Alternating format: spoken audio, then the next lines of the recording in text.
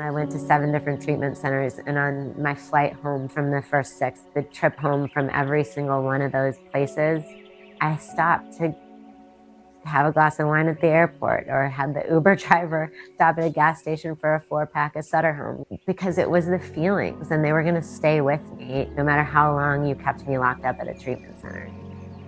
I wanted to scream, like, it's not about the alcohol. Meghan said something to me when we first met that really struck me.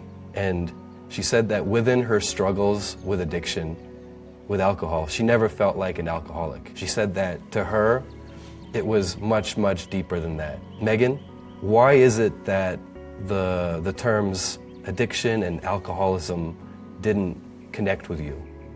For me personally, it really went deeper than that. I remember the biggest arguments I would get into with my dad when alcohol first became a problem was about willpower. And he would always say, you have such willpower with everything else. You're so motivated, you're so driven. Why can't you just figure this out? And I wanted to scream, like, it's not about the alcohol. And it really goes back to, where did it all begin? Because for me, it was always about, I just wanted people to understand that I just didn't like myself, and I couldn't figure out why I didn't like myself or when those feelings started. I just knew that I hated myself. I hated my life. I didn't feel like I had a place here. I didn't feel like I ever really had a place here. I had become so detached, and I just was trying to run. Every day I was trying to run from myself, and you can't escape your own self. What I was trying to find a solution to was the voices in my head that told me that I wasn't worthy, that I wasn't capable, and that I wasn't loved. And it's funny, that's exactly what I brought to ceremony with psilocybin. My experience with psychedelics, those were kind of the 3 questions. And the first one was, I just didn't feel worthy. And I had to figure out that I was worthy enough. And I wasn't going to find that just by quitting alcohol. It was like if someone who's suicidal, who just doesn't want to be alive, telling them they just haven't hit rock bottom yet, it's like, well, my rock bottom is, I want to be 6 feet under. So there is no rock bottom that is deep enough for me.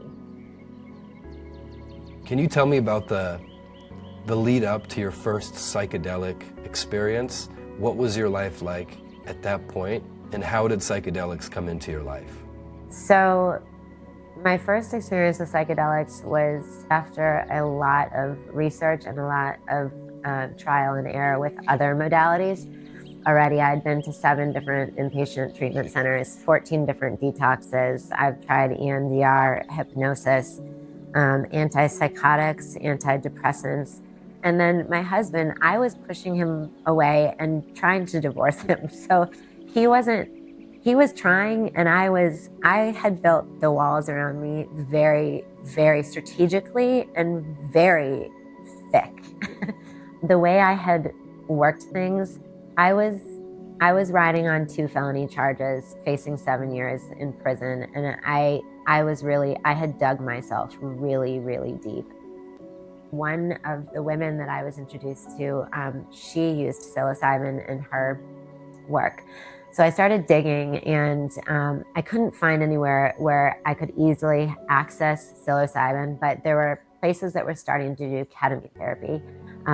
And they wouldn't take me because you needed to have a certain amount of, it was 30 days of sobriety, and I couldn't get 30 days of sobriety. So then I signed myself up to go away for an ayahuasca retreat. And they, even with their protocols for addiction, they said you have to, if you have an addiction situation, it has to be 14 days before that you get, cold turkey. And I couldn't do it. I was terrified of seizing out, of, you hear about alcohol, you can die. And by the time that I found psychedelics, I had seen a little bit of light and wanted to live. I found a place that didn't ask questions.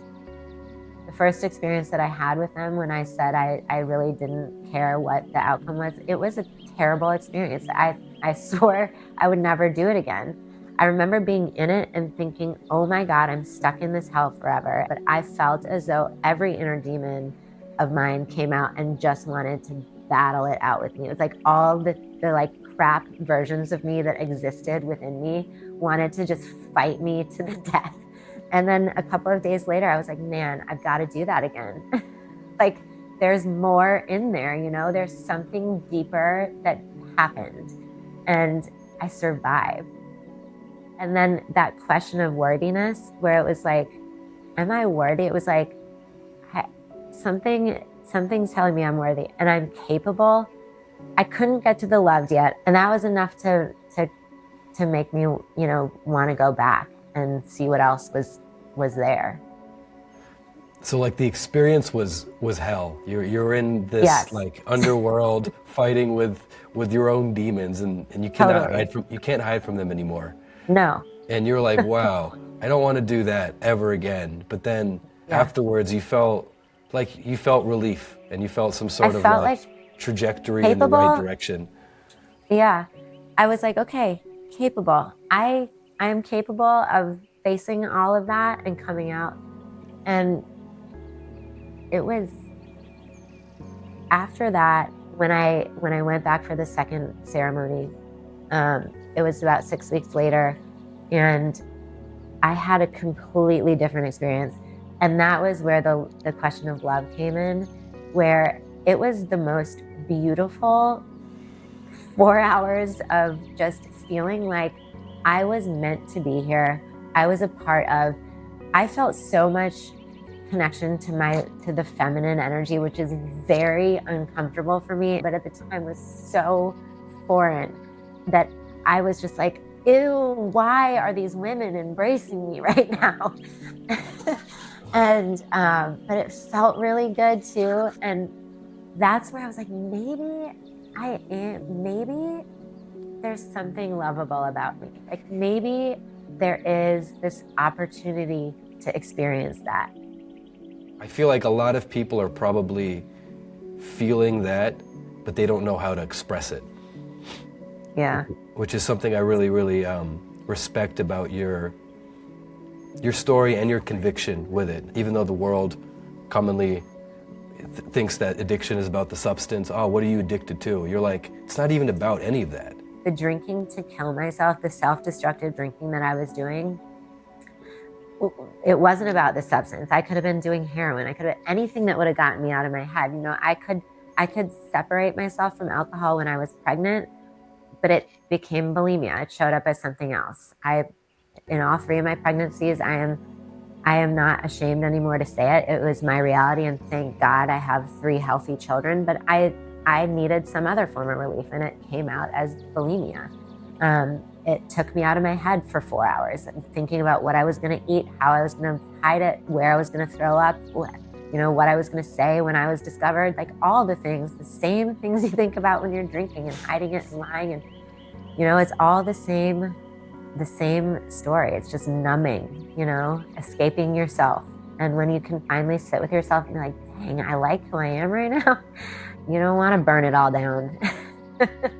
For years, I couldn't have imagined hitting 8 a.m. without 4 shots of vodka already in my system. And now I cannot imagine that being a part of my morning routine. But that was it. Wake up at 5, take the breathalyzer, take 4 shots of vodka, and go about my day. I didn't want to be here to live my life, you know? And now I can't imagine not wanting to be here to live my life. I think we forget that we are all human, and we all just want to be loved and understood and seen and held, you know?